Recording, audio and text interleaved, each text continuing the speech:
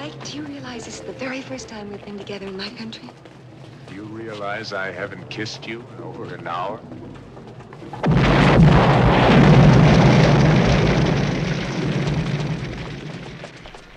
Noir films typically followed storylines for middle or lower classes. A private eye lurking in a back alley, trying to catch an elusive criminal. What's the matter with your little playmate? He looks broken-hearted. I bet when he heard Gutman's story, he thought he had me. Cut it out, Sam.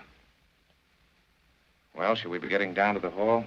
These types of storylines took on realism frameworks to tell their stories with a poetic or lyrical style. But before you hear it all distorted and blown out of proportion, before those Hollywood columnists get their hands on it, maybe you'd like to hear the facts, the whole truth. If so, you've come to the right party.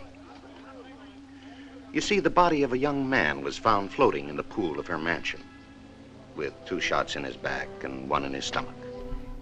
Film noir, a genre that finds itself often in dark alleyways, midnight cocktail clubs, and bordellos. We find larger-than-life characters, often with male protagonists with hyper-masculine charm and womanizing features. Although film noir as a genre fell out of fashion decades ago, many have withstood the test of time, such as the famous 1941 film The Maltese Falcon.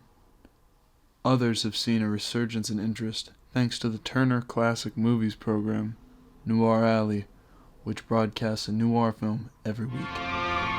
Yes, this is Sunset Boulevard, Los Angeles, California. It's about 5 o'clock in the morning. That's the Homicide Squad, complete with detectives and newspapermen. A murder has been reported from one of those great big houses in the 10,000 block. You'll read about it in the late editions, I'm sure. Hedda Harper speaking. I'm talking from the bedroom of Norma Desmond. Don't bother with a rewrite, man. Take this direct. Ready? As day breaks over the murder house.